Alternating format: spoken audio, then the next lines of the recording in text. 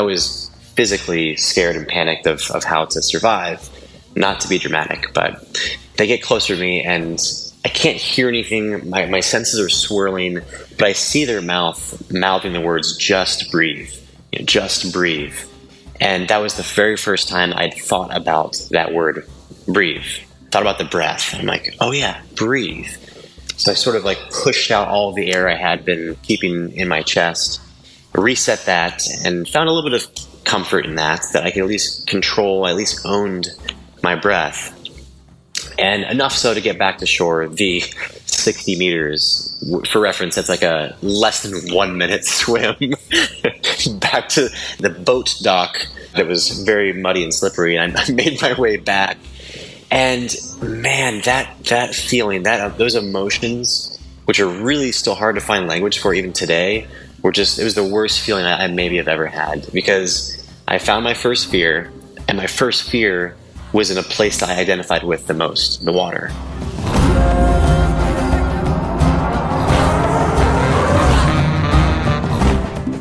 Welcome to the Yogi Triathlete Podcast. We are Jess and BJ, and this is where we share stories of people looking, finding, and living their purpose. Life is an ever-changing ocean of motion, and we may have many iterations of ourselves throughout our lives. So I think purpose can also take on many looks and feels. We can have a sense of purpose throughout our day as we serve others or achieve our goals. We can pay attention to life with purpose so that we're more present in our day-to-day. Or in the case of today's guest, we can feel an innate draw to something and follow that calling. And sometimes that becomes our way of life.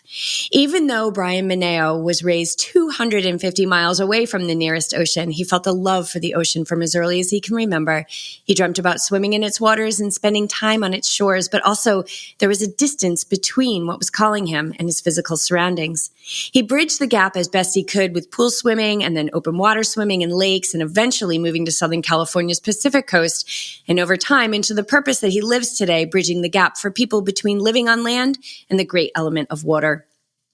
Bryan is the founder of The Swim Mechanic and One with the Ocean, which is centered around improving humans' relationship with the ocean.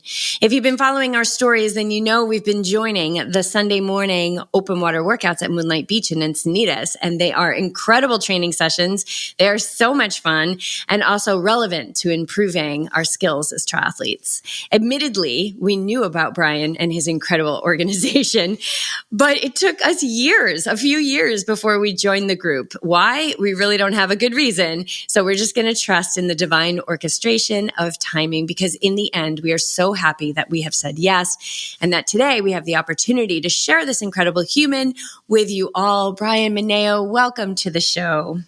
Oh, that was beautiful. I just want you to read a story right now. That was really cozy. Wow. Call me tonight when you're going to bed. I'll read you something. I'll do a little yoga nidra, put you off to sleep tonight. Oh, wow. No, thank you guys. And it's funny. Yeah, we've been in the same proximity for years, and I am so grateful. I don't know what drew you guys to the group, but I'm very happy. Your energy has been a huge addition the past, a month plus now. So I'm really happy to have you guys as new friends and members of the community for sure.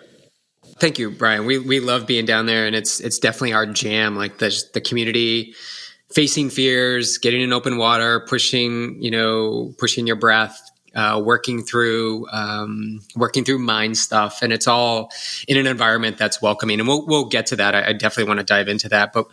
Where are you and what are you doing right now?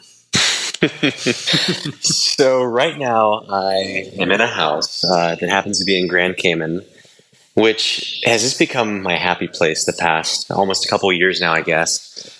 I have this really odd dream gig that's hard to explain. It doesn't sound real. I'm not sure if it is totally real. And I get to work in the ocean here in these perfectly clear waters that are 84 degrees year-round and have some of the healthiest reef and biodiversity in the world right now. And it's just this for me re-energizes everything for back home for me. When I'm here, I feel inspired. This is when I kind of create the most things and ideas. So I'm here now for a couple weeks, and I'm feeling pretty good right now. Are you coaching down there? What do you do? I do. Yeah. So I would say most simply, I do almost all of the things I do home, I do here as well. And I think the most unique thing I've done here that I've sort of created a new facet or arm of my business with is more adult learn to swim. I've met countless people here on this island that have so much fear of the water that they just haven't approached it. And I think they've watched me over a number of trips and seen me work with other people and then felt empowered themselves or felt comfortable or safe to want to ask for help. Even on this trip, I've worked with 2 people who actually drowned as kids and were resuscitated, and another one who almost drowned. So these sessions are the best. Like, this for me is so rewarding. Just being in the water with them, working on the movement of breath, of submersion. So right now, that's been kind of my fun new focus, I would say. Well, how do you work with that? I know we're going to get into fear because it's something. I say we jump right. Let's just jump right into fear. Fear of everything. What is it? What is the biggest fear? I mean, there's a lot of things on the list, but what are you seeing most? Maybe in those the people that you're working with down there. What is the source of the fear? Yeah, I think fear being the lack of understanding of something or the unknown, as many would say. I think here, with the ocean in particular being such a vast, dynamic, unpredictable space, I think the fear is the lack of being able to control the brain and what is happening as you get into it. And then, quite literally, a lot of people cannot swim as it is, which of course does not help, and it perpetuates those feelings and that mindset. But it's not necessarily sharks. We're, I think, home in California, that would be a more common fear, which we can certainly talk about. That's not the case here. Again, this is like perfect, like idyllic water. So I think it really is just unfamiliar territory that has been generationally passed down and perpetuates. So if your parents didn't swim or get in the ocean, you're not going to do that either. And so I think for a lot of people, it might be hard to articulate for them what it is, which almost makes both of our jobs harder. So my job is to try to unpack that and figure out, okay, so what is the narrative in your head right now? And how do we start to really find a place of like calm as we get into the water, literally get into the water? Why do you think it's so important that we commune with water, and specifically the ocean? That's like my favorite question. I think the water is our life source, being the largest feature on the planet, obviously. It's just such a easy place to connect and create community, which I'll talk about with One with the Ocean, which I feel like I've kind of cheated this whole time. So it's so easy because every day is different. Every moment is different. So when you're in the open water and you're sharing that experience with somebody else, whether you're the one that's scared, the other person is, you both are, neither are, you're sharing a very, very tangible experience with somebody. And oftentimes those can be the most unique things that people experience, seeing dolphins or seeing a whale or simply doing a certain distance of a swim or going offshore. So I think being in the water is the most life-giving thing that we can do and that we all have the opportunity to be in, whether it's freshwater or if it's ocean. It really wraps our entire planet, and most people are within a small number of miles of water. So for me, it's just a natural place that I think is here for us. Hearing you speak just now, and also I've heard you on some other podcasts, I don't think I've ever seen the ocean as like a connector of our global family.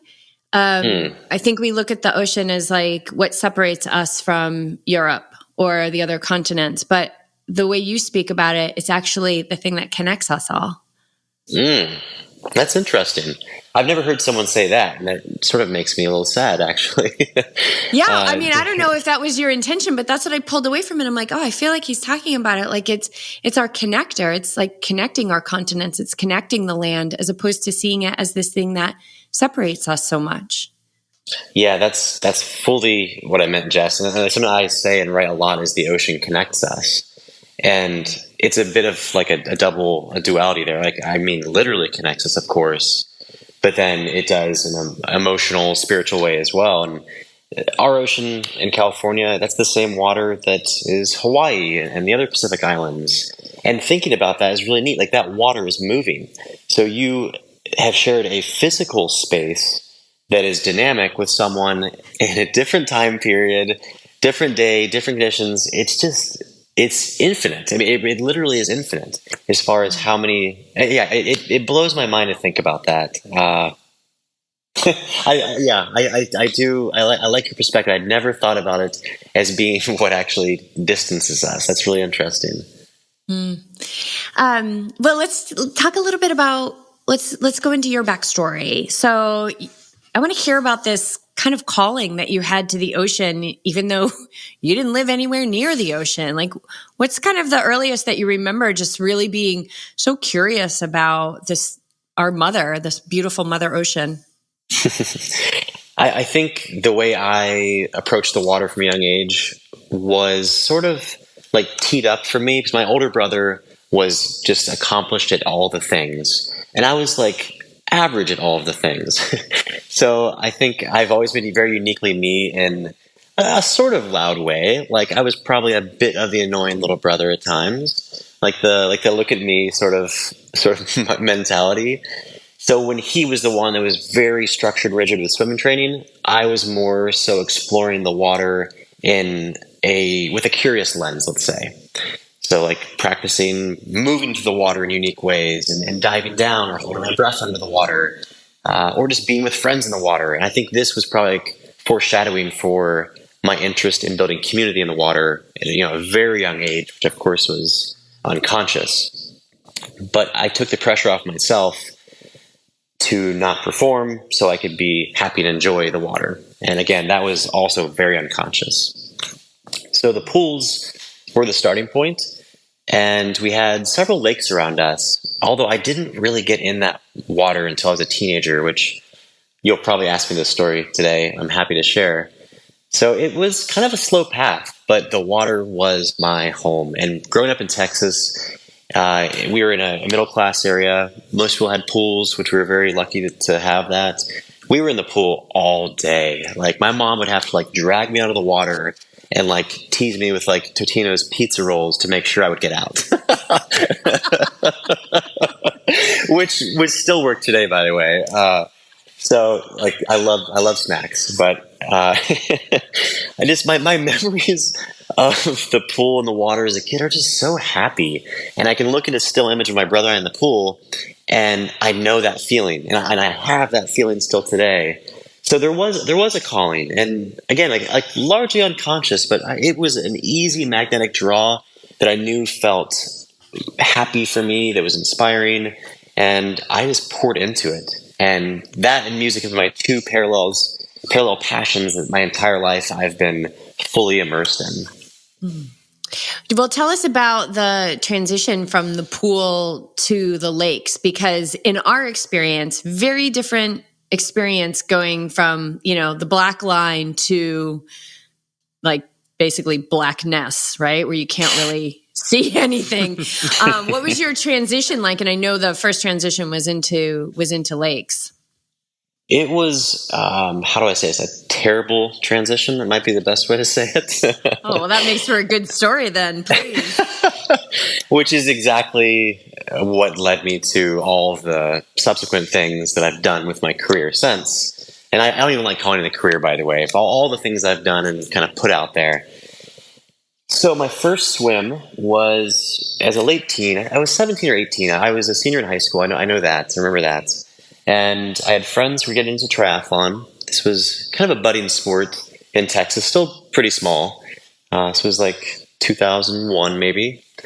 And being a swimmer, I was asked by someone who I did have interest in. So there was some level of wanting to impress there, just to paint the picture a little bit.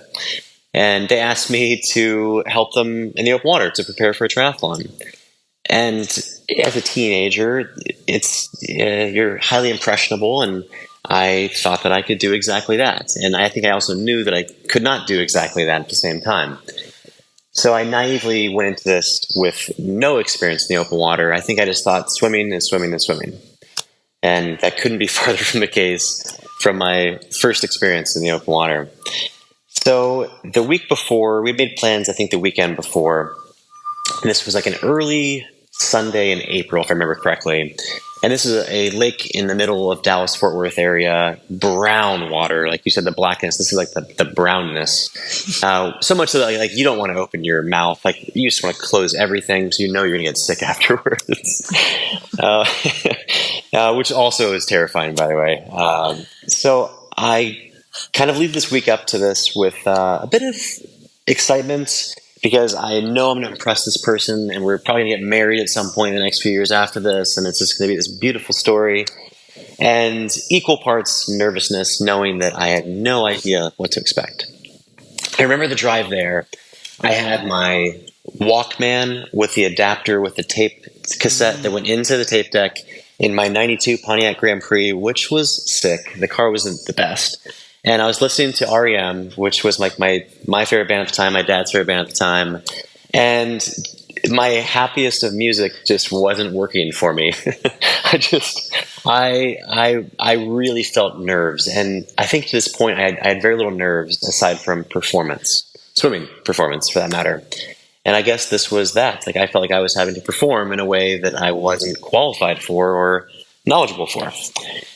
So I get there, and the person's waiting there for me, and I'm excited. I'm really happy, but I had no understanding of what the formalities were, of what the gear is, and what do you do? Like, what do you talk about before? Do you make a plan? I didn't know anything.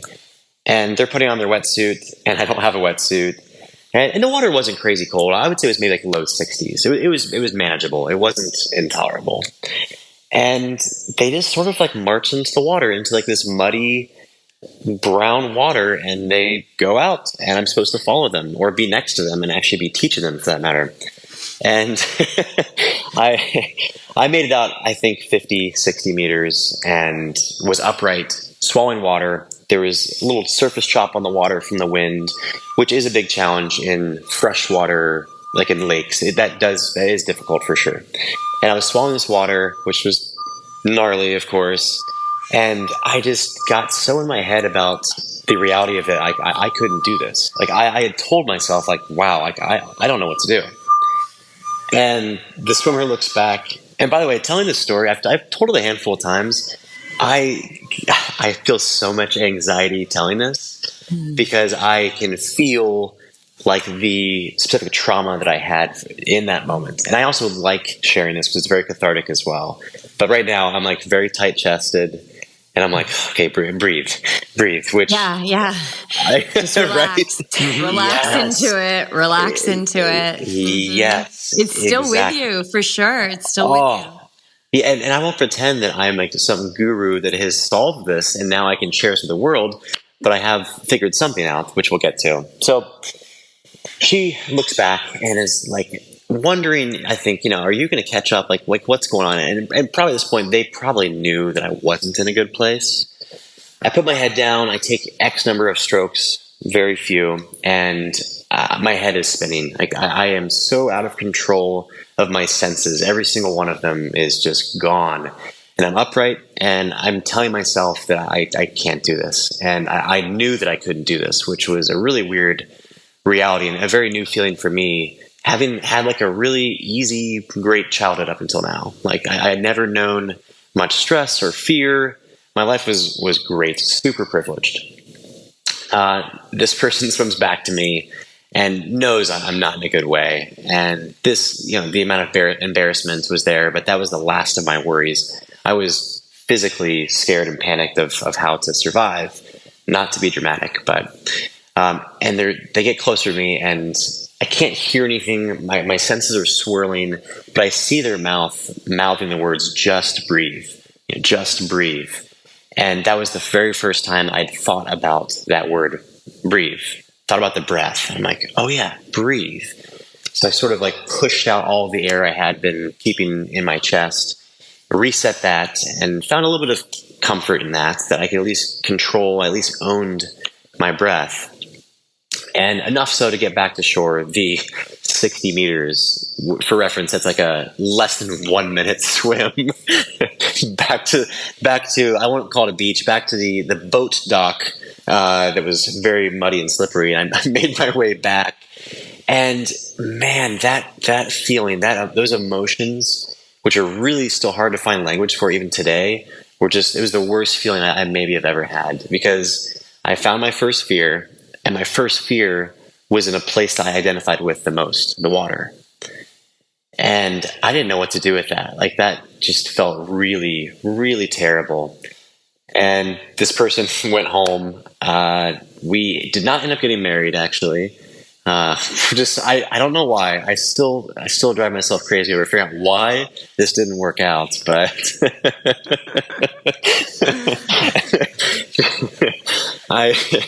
just wonderful first date. And yeah, I drove home, and I had this 30-minute drive back to my house, and in silence, I turned off the Walkman, and I was beside myself. It was really confusing. I'll say with my family, something that we had growing up was my dad's phrase is all good things. And he means this in the best of ways, and something I actually still like to say today. And I think he means it in the right way. But there was something where we did only have all good things. And there was times where we didn't really talk about the hard stuff. And I didn't have the language for emotions that weren't the good things. And this was evident in one of these times where I really struggled to figure out what I was feeling. And that took many years. This was not the turning point where I figured it out. This took probably another decade plus to figure it out. But I look back now, I'm like, yeah, I had no way of identifying what I was feeling, which made it that much more potent and real and scary. So the one thing I did well was I knew I had to work through this. One of the many things I did not do well is I didn't tell anybody. So I kept this fear perfectly internalized, didn't tell my parents, drove home. They didn't know what I did that day after school. They had no idea. And I just kind of had that shame around that embarrassment that was between myself and, my internal voice. And that was just a rough place to be. So day one of this process, which was aimless, not purposeful, believe it or not, it kind of was a pretty smart progression in hindsight, but it wasn't intentional. Day one, I drove back. This was, I think, 2 days later after school. And I just stood there and my heart is racing. It's like I couldn't hear anything again. It did not feel good. But I sat with that for however long, half an hour, went home. The next day I went back and I was like ankle deep, knee, waist deep kind of thing, just feeling the water. And that felt really good, just sort of feeling the very light energy of the water, my hands brushing across the surface of it. The next day after that, I would submerge below and sort of practice that rhythm of the inhale and the exhale as I went up and down. I think by like day 5, I was swimming in the shallows along the perimeter of this, oblong lake. And I was loving it. It felt amazing. So the biggest thing I did wrong, I didn't share it with people, but I also did this alone. I swam alone, and I approached a fear by myself. And I think those are the 2 biggest mistakes I made, that I am so passionate about helping other people avoid that experience, because it's really lonely, and it's also just physically dangerous, like literally dangerous. So that was go ahead, BJ. Yeah. No, I was going to say, that was yes, having people there, but I'm assuming those days where you kept going back there, you were by yourself, correct? I was by myself. Yeah. Yeah. So you see, here's what's so beautiful about this too, is you have this inner knowing that you can work your way through it, where I think you can agree most people would never go back. And that's probably why you're working with people who will never go back to the open water. They're just paralyzed by it. But it didn't paralyze you. There was something that said, I must go back. And there's also something inside that says, there's a different approach to this. I'm going to meet myself where I'm at and slowly get to understand this thing that has somewhat of a grasp on me right now. It's bringing fear into my life, and I want to get to the other side of it. But you figured that out on your own. You there's something in there that said, I have the tools to do this. I just need to figure it out. And I think that's, being a coach myself, like, I think that's the puzzle that we need to put together for each particular person that we're working with, to figure out what is their connection point to bridge the gap between the fear and this entryway into beginning to diffuse it or to break it down. That was really generous of you to say that. That was a really positive reframe of my. But I know you meant that, and you're right. I should give myself some credit, and maybe that's a great example of how I was talking to myself during that time. And actually, maybe that's how I've been talking to myself all these years about this. That has been perhaps less than productive and less than loving. So thank you for that. There was a drawback to it for sure, and I think that may have been closer to Jess's first question, like what drew me to the water. I have always had that really, really strong pull towards it. So yes, what you're saying, BJ, is really apt as far as helping people helping people step into the water and step into the fear of the water. And that is the hardest thing. And the thing that I found that is the most critical to do this is to create a first positive experience. Because our brains will then associate that and then create that story for the next experiences. So if the first one's good, we have the best chance of setting ourselves up for a positive next one, and next one, and next one. And then the association is a love for this thing.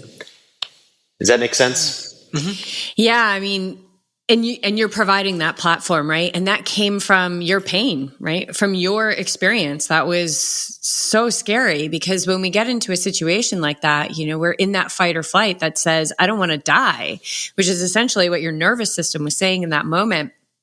But this draw brought you back the next day. You just looked at the lake, brought you back to just go ankle deep, brought you back to, getting in there. So it was, talk about purpose. I really believe that, life is always moving through us.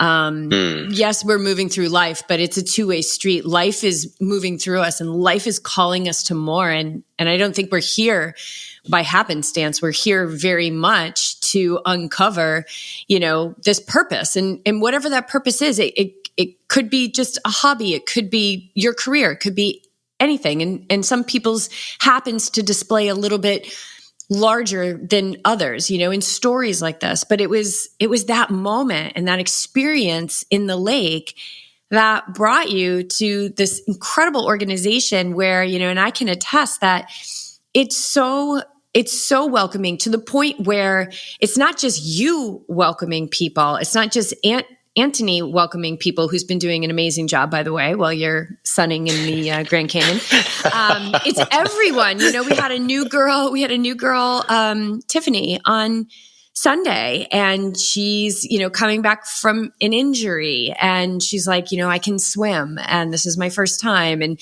I just watched everyone just support her and introduce themselves to her. And so it's the trickle effect of anything. And we see it here with Yogi Triathlete. Like, the trickle effect is what just allows me to sleep so sound at night and keeps my heart full. It's not necessarily what I'm doing in a day. It's watching what's happening without BJ and I needing to be a part of it.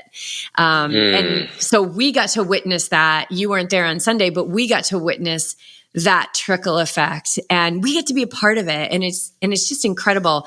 So let's move the story from this transition now, because we also know that lakes got nothing on the ocean. So that transition, once you get to the Pacific coast, like, what is it now like to begin to immerse yourself in the ocean, which is just such an incredible organism? Oh, man. Well, I love what you just said there, Jess. I might quickly comment, because that was really, really well said.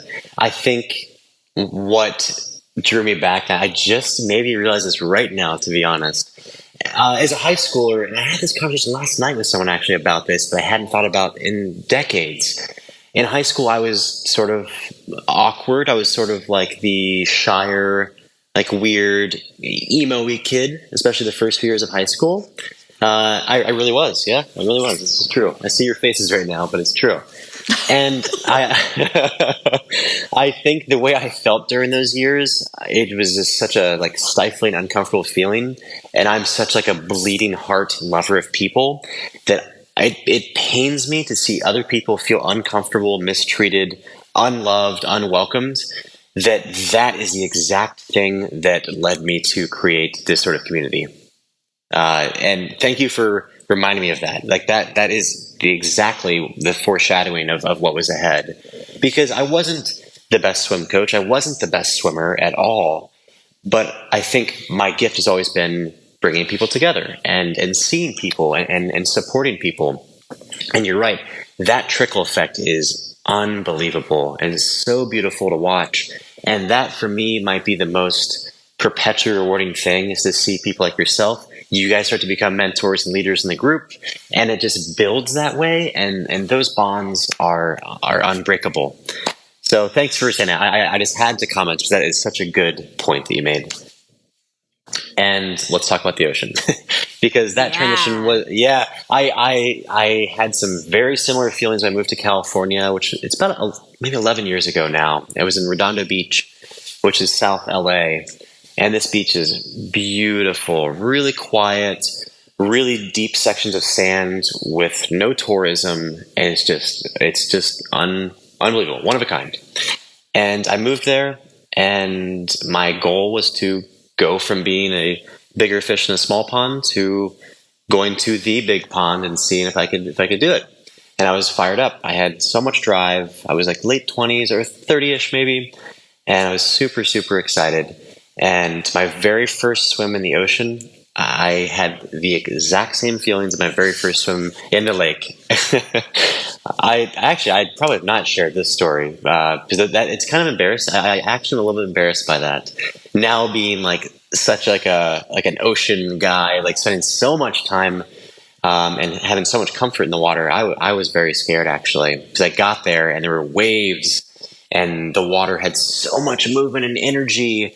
And I just remember my very first time going in the water, I immediately told myself there were sharks out there. And so I swam like no more than like 10 yards offshore and came back in. And then the second time out there, I turned it back into play. And I just stayed in the shallows and started to jump over the waves that came in. I remember like exclaiming like, oh, like actually like making noises like a little kid. It just felt so joyful. And that really has been like the case since. But I had a long ways to go. I had to learn so much about the ocean, not just about open water swimming, which I had started to build a bit of knowledge on and experience with clients. But I had no idea what that big deep blue does and how to work through it. So you can imagine there was some amount of imposter syndrome, which I think can be healthy and is probably unavoidable at first when you start something. I don't want to say fake it till I made it. I don't love that. Like I wasn't faking anything. I was putting my heart into something that I was really passionate about, and I was eager to absorb and learn and share. So I wasn't faking anything. I just had a lot to learn. So I would take clients out. I would have pool clients who would go to the open water. And I remember a couple of my clients I've now had for years, the first sessions were reflexively just as much for me as they were for them. They didn't know that. But it'd be a client fearful of the ocean, and I'd be like, yes, I get to also work through this right now. So like, which I should probably like pay them back. I should send them a check to like reimburse them for those sessions. But the first couple ones, like I'd be in the water and we would just be floating and working on breath, kind of the way I worked on the breath in the lake and submerging up and down, like holding hands in the water and breathing and keeping a focal point and a mental kind of discerned focus as well. So it was a really, really slow road, but I did start my first open water group immediately. And that, I don't want to say it was like to a fault. It was sort of like perfect in a way, because I drew in two of the most unique people that I'm so grateful for that set the stage for everything that's been built the past 11 years with our communities. And it was a scared of the ocean newbie and an Olympic gold medalist swimmer, the first two members of my open water group. And there's going to be a common thread here where that person who was Olympic gold medalist, that was a person who I was interested in and wanting to impress yet again, 12 years later.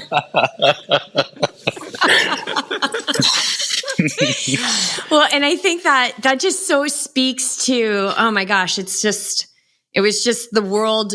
It was the world foreshadowing what was to come, because that is the experience at these swims, at least the ones that I've been to in Encinitas. You've got Isaac Diaz, who was on our podcast not too long ago, who's an incredible swimmer, professional triathlete. And then you have somebody like this new woman who was swimming, but she's coming back from injury and she's not really sure what's going on. And then you have total beginners that are like, okay, do I wear? Some people have wetsuits on, some people don't. Like, what do I do? Like, is somebody going to be watching me? And that's what it is. It's like, it's for everyone. It's so inclusive. And that first group was like, okay, Bryan, here's the grid. Now just keep filling it in. Yes. Because here are the two ends. Extremes. And that's how it is. It's amazing. I love being able to try and stay on Isaac's toes. And really the goal has just been like, all right, let me just see if I can like see his toes.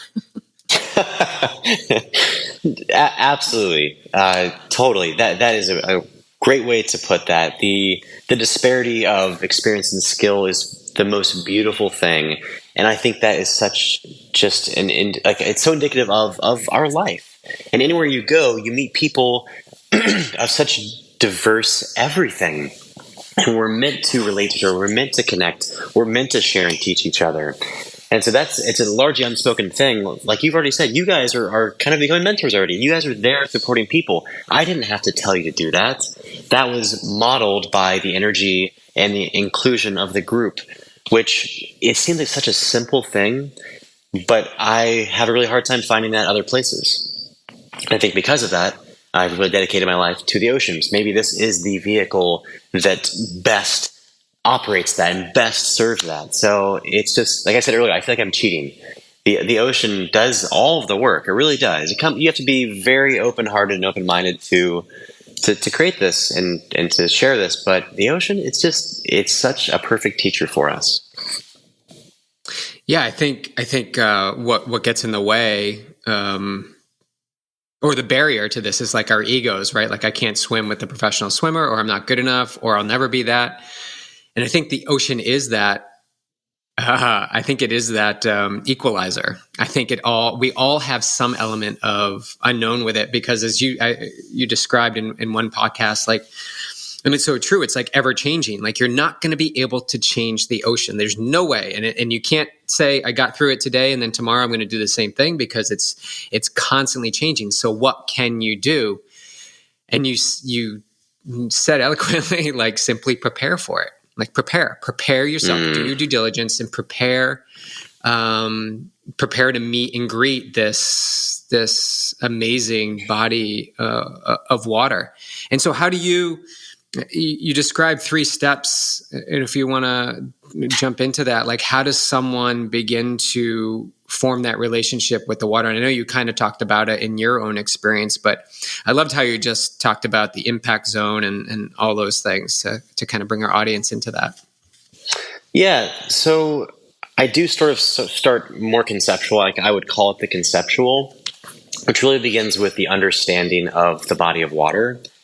And I think that's important because that will dictate, of course, your experience. And without taking the time to do so, you leave a lot of room for error.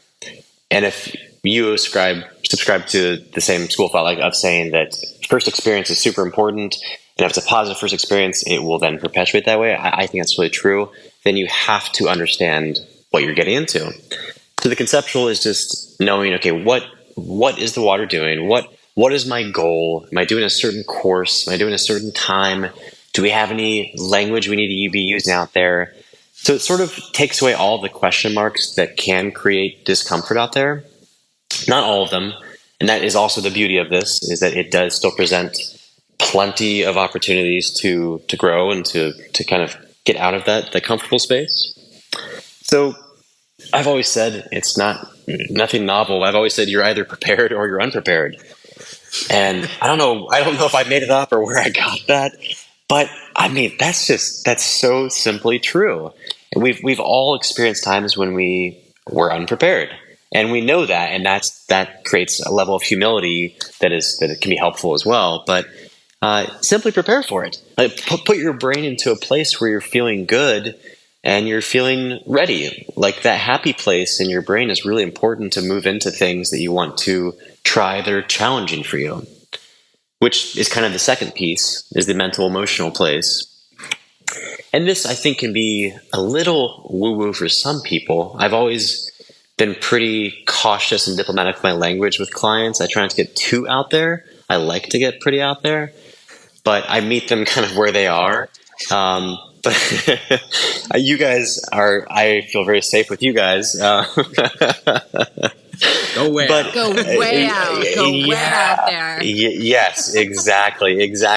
And I do think it takes that, like, pun intended, deep dive and going really inward to discern some of these things and find language for it. Because we need to know, okay, what is going on in our head? What are we telling ourselves? What are we feeling emotionally, physically in relation to the open water? That's important because that's our body's response to likely fear. If you were to put things into fear and love, two categories, this is clearly going to be a fear-based response reaction. So if we can start to identify those things, we can at least observe that and say, okay, I'm feeling like, gosh, I want to be able to stand the whole time, or I hate that I can't see under the water. That really scares me. That alone is such a huge first step. And just recognizing that, I think, give yourself some permission to be easy on yourself, because of course that's scary. You can't control that. And the lack of control of that is what makes it difficult for all of us. We want to control every aspect of our life, whether we realize it or not. And that's not pointing fingers at anybody, or it's just, that's an innate thing as far as how our brain functions. So with this mental emotional, this kind of second step and piece, I like to have the person recognize, think about these things, take notes, let's say the days leading up to our first swim in the open water. And then we'll talk about it and kind of see, okay, what came up? And with no judgment, of course, we can talk about that. I can help them maybe find language for it. And then the connecting piece there is, what are you feeling right before you get in?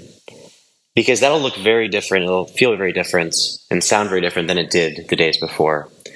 Because right before you get in, that is probably the most scary part. But if you're doing the first piece, the conceptual side of things, and understanding the water, that should start to regulate yourself, your brain, and slow things down. I found that works really well, especially if I'm with someone else, and we'll do maybe some breathwork stuff, or maybe even just having them think about and say inhale and exhale as they do that.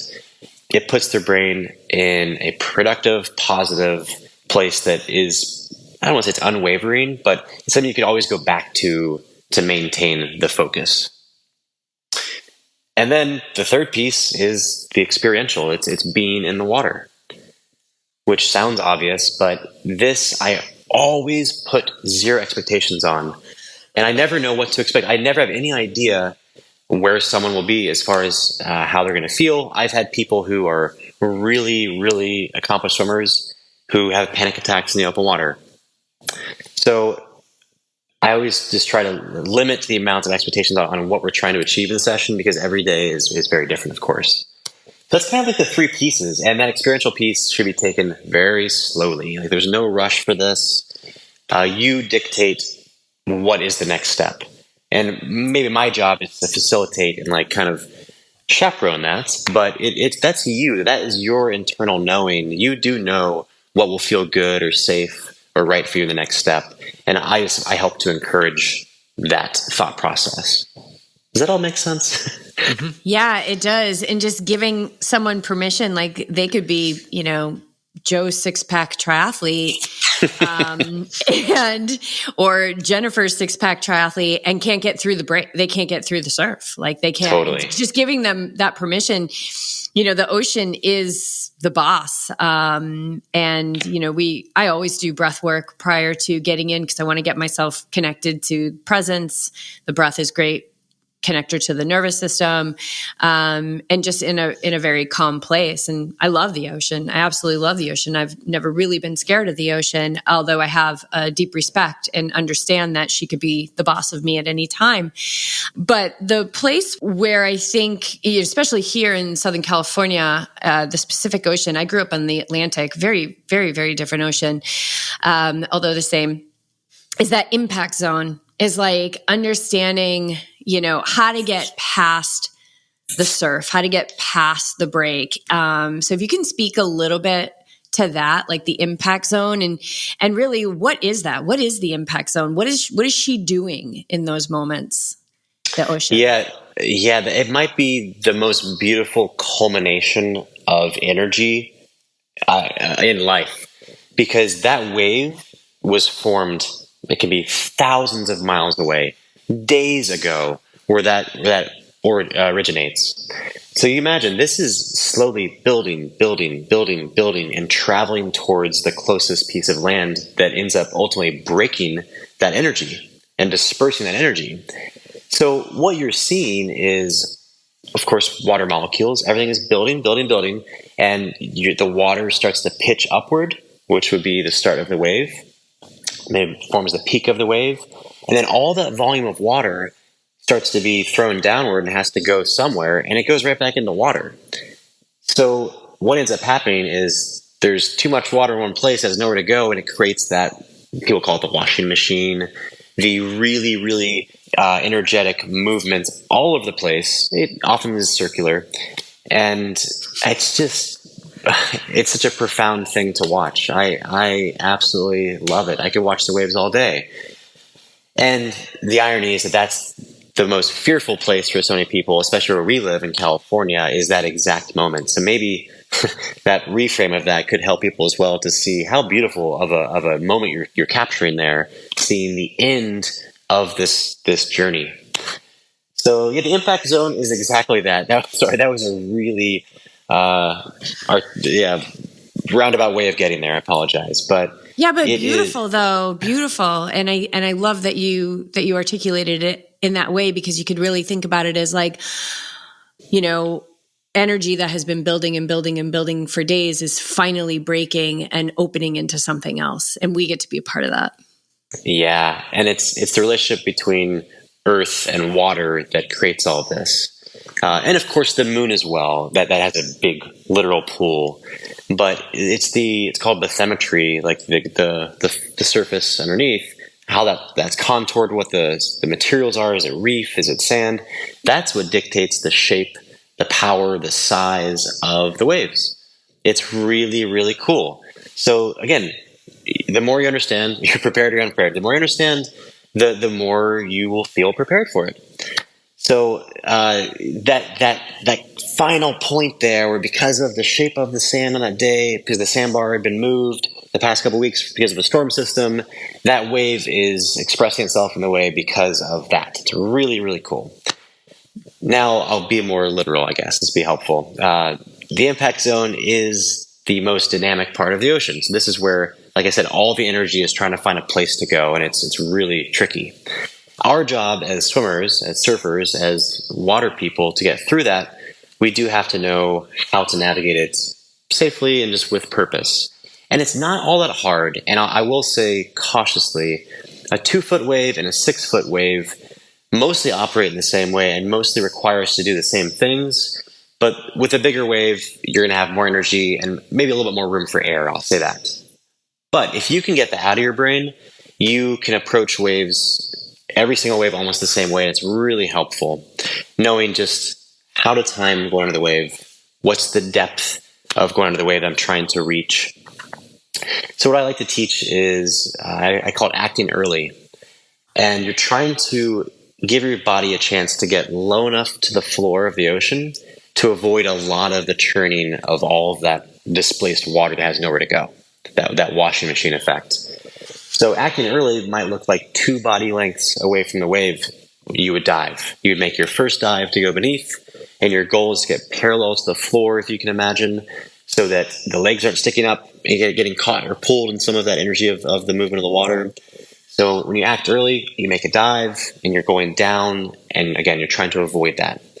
The biggest mistake I see, which is a common thread in life, and especially in swimming, is holding up the breath. I can't think of a single time when holding your breath is productive, maybe free diving. Other than that, I don't know when holding your breath really serves you. It's literal deprivation, hypoxia, it's restriction, it's tension in the body. So going under the waves, this would be the most important time to make sure you exhale. One, when you exhale, you're releasing all of that CO2 that would have been buoyancy in your lungs that would make it harder to get beneath the waves, to sink down. But most importantly, you're still maintaining that sort of sine wave, that rise and fall of your breath. You're not holding your breath. You're inhaling right before you dive, you're exhaling under, and you fluidly come up right back into your same inhale. So you've maintained that tempo that is so comforting and so familiar, which we've probably just worked on, let's say, on the beach before. So it's a perfect carryover into the water. And I would even say it kind of distracts the mind from the literal ask of going through waves, which can be challenging for sure. And I get why that would be scary. So again, the breath as the foundation of that might be the most critical piece, exhaling as you go under, just in general. It's such a really, really relaxing thing. What the tendency, I feel, is exactly the opposite. It's to hold the breath. And then how long do I hold it until the wave goes? And then you pop up and you're gasping, for air. And then guess what? There's another wave coming.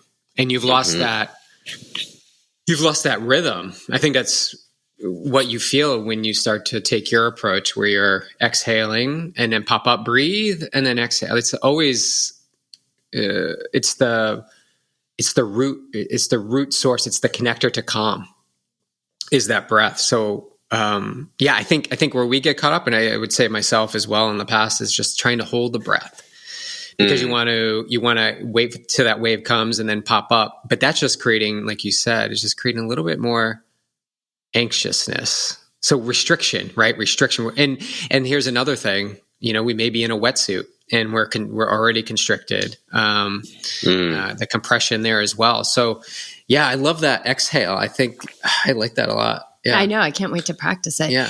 What happens when we do get caught in the washer machine? That happened to me. The waves were really powerful the other day, and I totally dove too late, and was caught in the washing machine. And as I'm in the washing machine, I'm thinking to myself, oh, what did they say last week about when you get caught here? And I couldn't remember. So I was like, I just relaxed, and you just feel like a rag doll. I mean, it was whipping me side to side and spinning me. And I just kind of relaxed there. I felt fine. I wasn't freaking out or anything, but is there any technique to do when that's happening? Yeah. Mother Ocean is a beautiful beast. I'll say that. I mean, it is something that is undefeatable, literally undefeatable. So there is a bit of, so it is, like that phrase, with being in that, because that is exactly where you are. And so each of those times is an opportunity, of course, not to be cheesy about this, but you do need to relax into that. I think the first thing that you could have done, Jess, maybe on that last swim, was to make the observations before, and namely looking at the tempo or the frequency of the ocean, of the waves. And that's something, it's called the period. That's something you can look at online as well, which will give you some good information. But more valuably, I think you do it in person so you can visually see it and have that mental visual connection, where I'm watching a wave break and I'll count the number of seconds between that set and then the next break. And I'll do it a few times because it's not a perfect science or math, but loosely you're trying to say, okay, is it a short period or a long period? And a short could be every 4 to 6 seconds. That's really quick. And long could be 16, 18 seconds, really long. So making the observation before does sort of prime your brain and your expectation of what it might feel like when you get out there. You make the dive under, and let's say you're a little bit late, no problem. You pop up, and in X number of seconds, the next wave is probably going to be there. So there might be times when that washing machine happens because waves double up and you kind of had 2 in a row. And so the more you can visually start to see this, you can prepare and dive under and maybe stay under for an extra 2-3 seconds.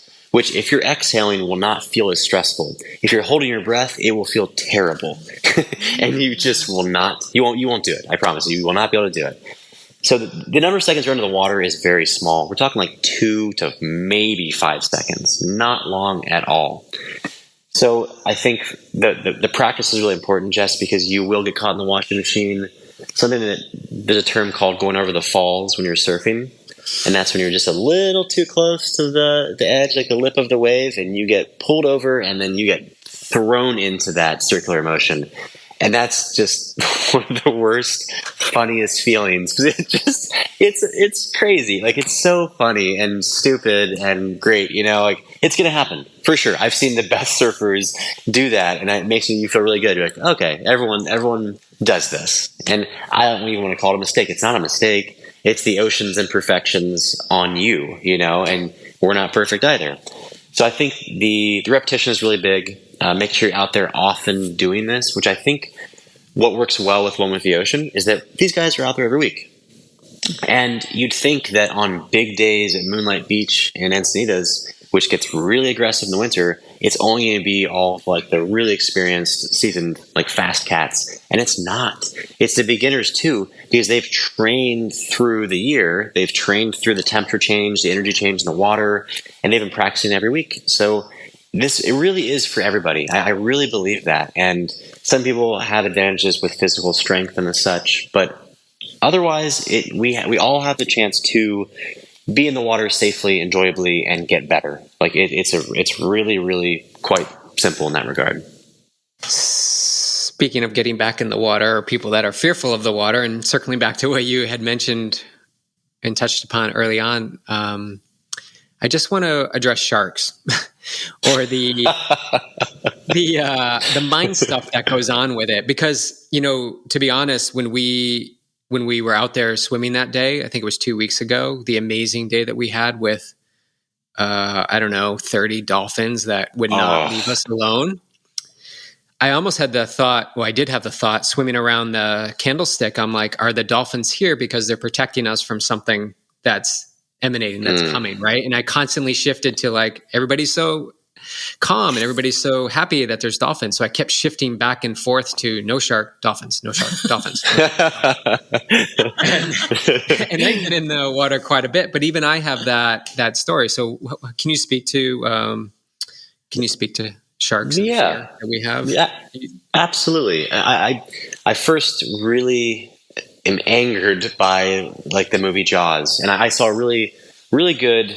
It was like a meme or something, so who knows the validity? But the creators, the writers of those couple movies in whatever it was, the 80s, they have a lot of resentment around that because that really did set that created the image for people of sharks, and that told people to be fearful of sharks.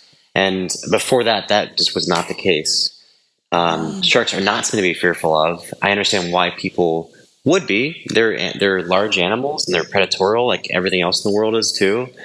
So that really did set the standard, unfortunately, moving forward. And things like Shark Week, it's just ridiculous. Like it's such a capitalistic money grab that has nothing to do with wanting to care for animals that are part of our world.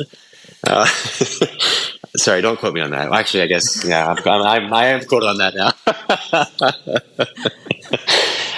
But so we have a lot of hard work to rewire that, and to kind of rewrite that narrative as communities, as a society. Because sharks are not out to get us, but I do want to, let's address like the why behind that and maybe the how to move past that. The why is because they're big. And again, fear, the unknown, the lack of understanding. Sharks move in a really interesting way, similar to snakes. I think that is the literal psychology of why snakes are scary for a lot of people, is the way they move, that slithering. And sharks actually move in a pretty similar way. So I think that is maybe a really basic, common starting point for someone's fear of sharks, much less all the other things like I mentioned of what they've seen and heard and watched. So understanding, you're prepared, you're unprepared, understanding what sharks do, what sharks like, their activities, that is the best place to start. And the more you understand their feeding patterns and, just their behaviors. That can put you in a place where knowing, okay, I know maybe at dusk and dawn might be a little bit higher chance of there being shark activities. Still, I don't think you should be fearful of this. But knowing what they feed on, what they eat, why, when, that's really helpful because then you understand them more as a being. And I mean, we're predators. We're predators of sharks. We kill 100x of sharks per year, probably more than that, than they do us. So I think there's a lot of perspective there, and just seeing them more as just another beautiful being that's in the ocean is important. Dolphins, I think, are our protectors. I don't think that's why they're there that day necessarily. I'm seeing into your psyche there, BJ, a little bit, and that is perfectly okay and common. Dolphins are so cool. They're just so playful and like they just dance through the water and they teach us how to surf and move. They are kind of a bit above sharks. Like dolphins can hunt sharks, which is kind of cool to know that as well. So maybe if that's what works for you, and I'm not saying you, BJ, like if that's something that helps you think, okay, when dolphins are around, I'm safe. That might be a good place to be. That's perfectly okay. That's a good mindset to have. But I think more importantly, we want to try and get away from the fear of sharks and knowing that we do not need to be fearful of sharks. The likelihood is it's just too small, and it's rarely an attack. It might be a bite. They don't have hands, and I know I'm not even trying to be funny. So what are they going to use? They're going to use their mouth. They're very curious, and we are in their space. Ultimately, if you want to think about it that way as well, and that's also part of the beauty of the experience of sharing the ocean with its inhabitants is like, man, this is their world, and I get to be an observer and experience this. Might be the coolest part. So the shark stuff is right. The shark stuff is I field these questions so many times, and it depends on like how much energy I have in that day for that conversation. Sometimes I'll get into it, and sometimes I'll just sort of like gently like lead away from that because that conversation also might not serve the process of getting through this. Because then we're thinking about it more. We're talking through it more.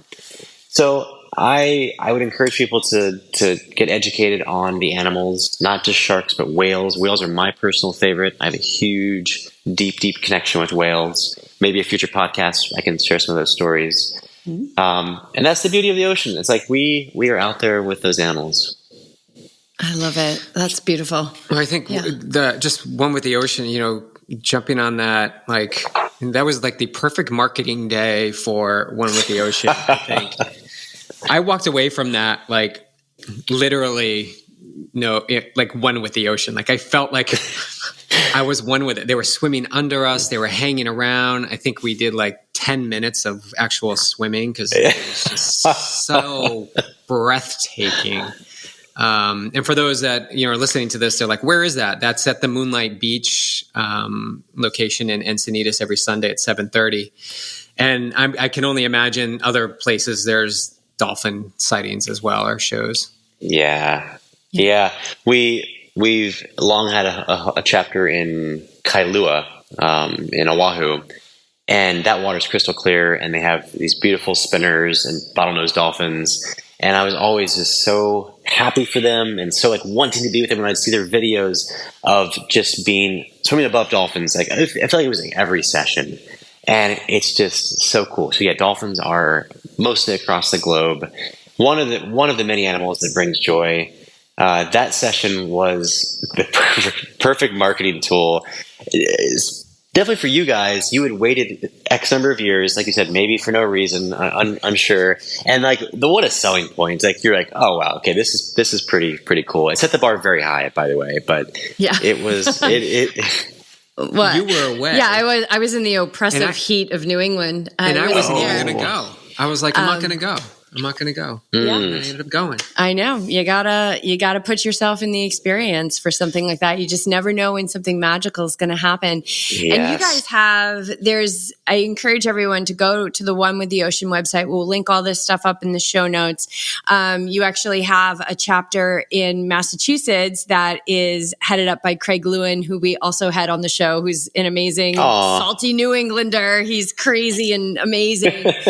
But there's tons of chapters. And I think, Bryan, I would love to have you back on the show because let's talk about, sighting and technique and, all this other stuff, really tapping into your swim mechanic wisdom and knowledge. We would love to share all of that with our people. But as we wrap this up, I just have one more question for you. Like, what's the vision? Like, what is just no limitations?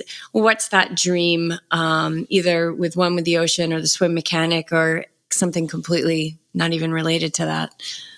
What's the dream? Yeah, I'm a dreamer. There's lots of dreaming, and I will say humbly, like, I have certainly stumbled through the trial and error of all the things I've done the past 15 years doing this, or 14 years, how long it's been. I do have a vision right now. I'm really passionate about pouring into the communities that have less access to the water, and especially the resources to learn to be in the water. So my heart really, that's where it is right now. I like the adult learn to swim stuff. I'll go ahead and say it right now on the record. I think that is my next big gift, and my next big thing that I will take as a gift and give as a gift. I think it's so applicable to the entire world. And with One with the Ocean, we are doing a lot of that with our program Play in the Waves, which is free swim lessons for kids from underserved communities. And we teach them about the ocean and conservation. And then we get them buddied up with mentors, and we get them in the water, oftentimes for their first time in the ocean. And it is so powerful to experience that and to be there with them during that. So I really think my net is cast a bit wider right now, and I want to appeal to the every person, and I love, as I'm on a triathlon podcast, I love triathletes. I love swimmers, but my definition of a swimmer has changed a lot over the years, and I've gone away from being this technical writer of technique. I still do that stuff, and I like it, and I want to share that. That's a very small niche population that I think can be expanded upon for myself. I think is getting people in the water might be the most important first obvious step that I haven't done enough of yet. So I am ready to pour all of my heart and love into that. And I'm so grateful that I get to do that. I mean, this is my living. I get to be in Grand Cayman right now doing this with people that are local here. Like that, no one can dream that up. Like that was presented to me, and I took it running, and it's inspired me since to just really, really keep sharing this with as many people as possible. So that is where my heart's at right now. I love it. Keep picking up those breadcrumbs. And thank you so much. We'll see you when you get back. Enjoy your time down there, and really, really appreciate your time and sharing your story. And we'll have you back on again and dig into that. Whales. Yeah. Oh, yeah. Whales. Yeah. Oh. Whales and wisdom. Whales and wisdom. All right. Let's do it. What a great name. That's a good album name or something. Whales and wisdom. That's very cool. Yeah. I like that. Awesome. Thanks so much, Bryan. We really appreciate it. Oh, you too, guys. All right. Take care.